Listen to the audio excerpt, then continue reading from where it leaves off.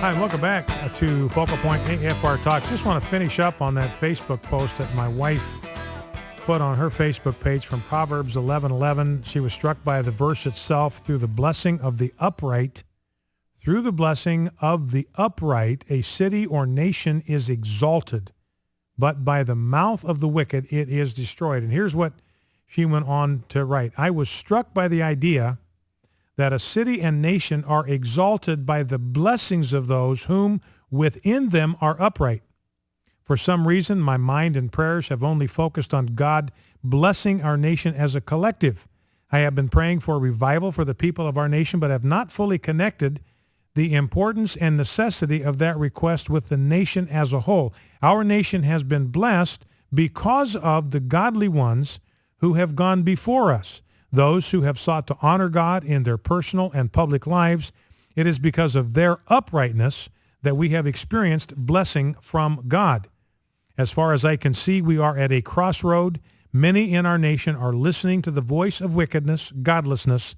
If we who love God yearn to preserve this beautiful land with which he has blessed us, we have a task that cannot be ignored any longer. Revival, repentance, renewal are requests that must be sent up to the throne room daily.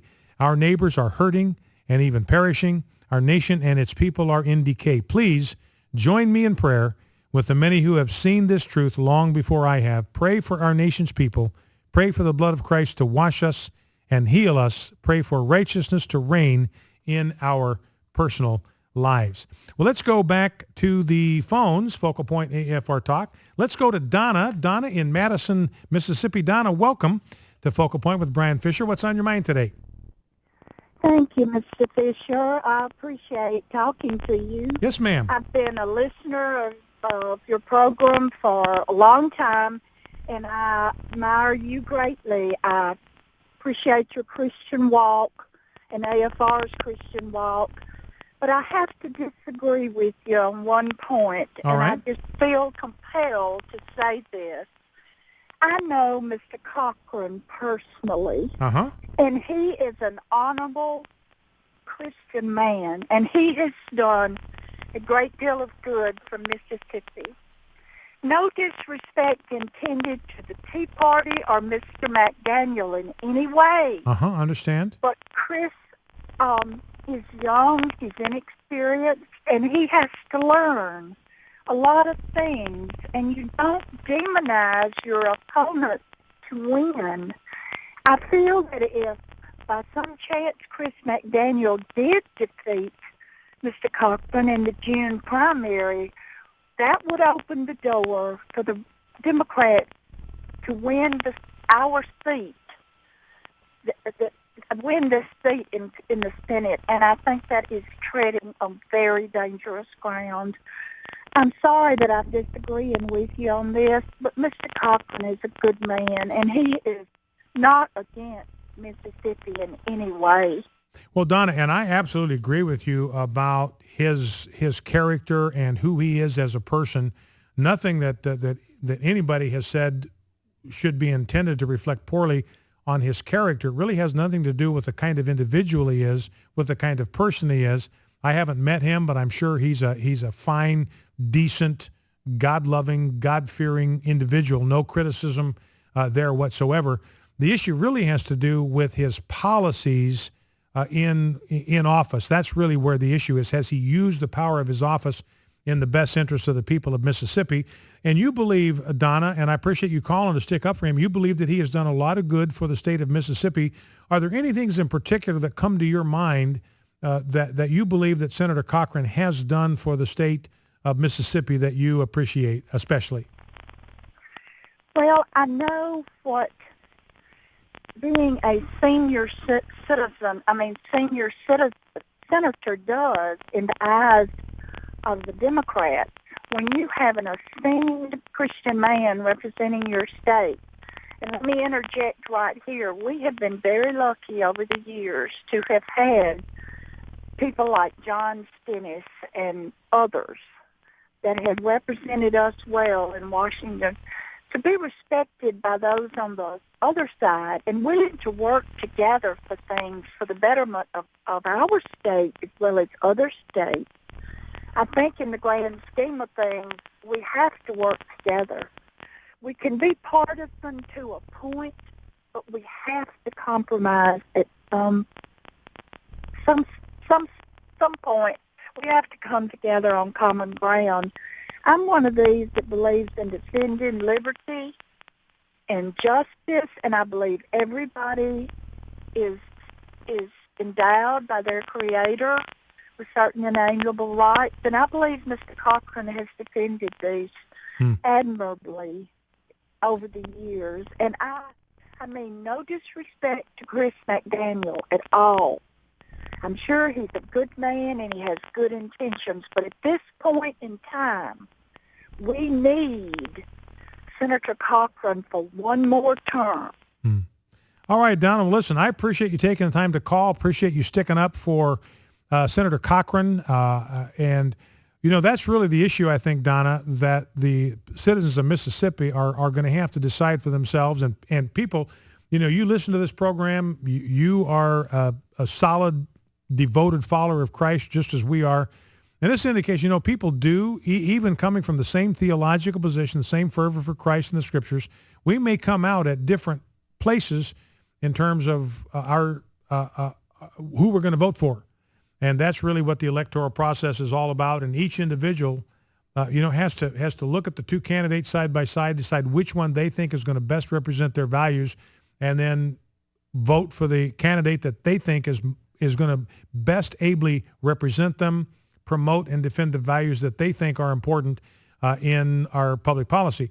You know, Donna obviously believes that Senator Cochran has stood firmly and faithfully for the fundamental values that she wants protected in public policy, and therefore she is going to vote for him again, and that's exactly what she ought to do. Every individual's got to assess and make up their own mind, you know, and vote their conscience, vote their values. All right, thank you, Donna.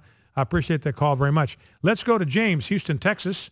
James, welcome to Focal Point with Brian Fisher. What's on your mind? Hey, Brian, I just wanted to make a comment in regards to Clive and Bundy. Yes, sir.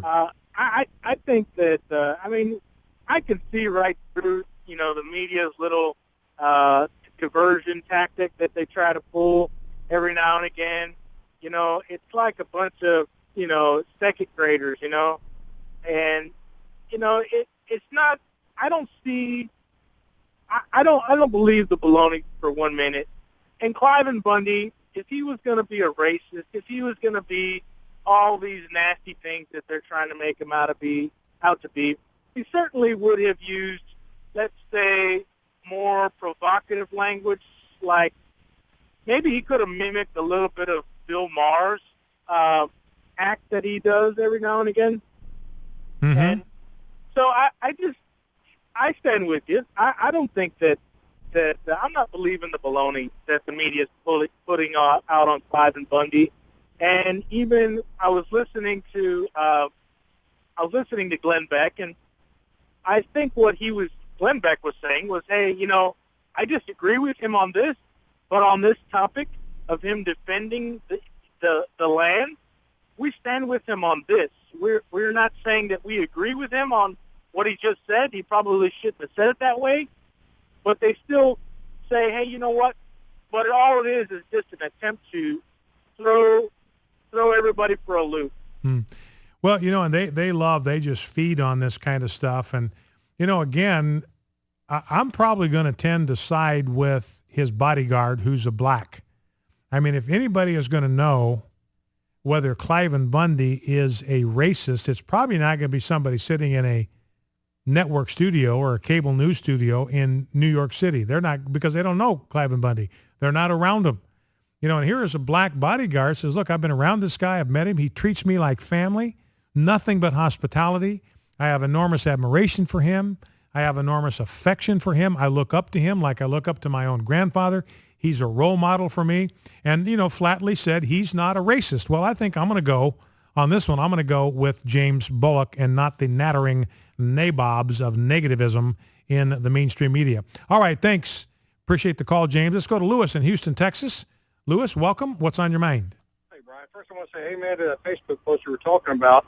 You know, God spared Sodom and Gomorrah, or he said he would, for the sake of 10 righteous, and he didn't bring the flood until Noah was safe in the ark. Yes. And he said he would spare the he wouldn't pull up the chaff because of the wheat. So amen to that. Mm-hmm. But I wanted to say thank you for standing with Clive and Bundy. Whenever I heard last night, or I don't know if it was this morning or last night, I heard Sean Hannity say that his words were racist. I was really disappointed.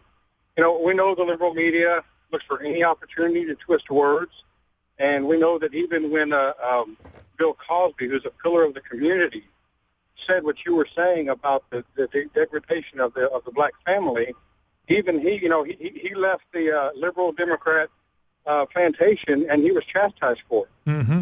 And so in the same thing, I believe exactly what you said. That's what he was saying, that the family was being degraded, and it's because of the liberal Democratic policies. And I was very sorry to hear Sean Hannity say that. I think he either, one, didn't understand what Clive Bundy was saying, which I find hard to believe, or he knew what he was saying, but it was too expedient, and he didn't want to have guilt by association. Yeah, well, I appreciate that call, Lewis, and I think people in our camp, and I'm not saying I know what's going on with Sean Hannity at all. I'm not specifically saying this about him, but I think conservatives are just as gun-shy about criticism as anybody else. They get very squeamish. We've got two cats. One of them is, the classic scaredy cat. Any noise just spooks her, frightens her. She hides under the bed. She'll disappear for days because she's just spooked by anything. And conservatives can be like that. If somebody gets accused of being a racist, they don't even care whether it's valid or not. They just don't want to be identified with them and tagged with them, so they try to get as far away from him as they can. Here's a blessing for your weekend. May you go out in joy and be led forth in peace. Bow low before God, stand tall before man. Never forget, we're fighting a winnable war. Have a great weekend. See you Monday.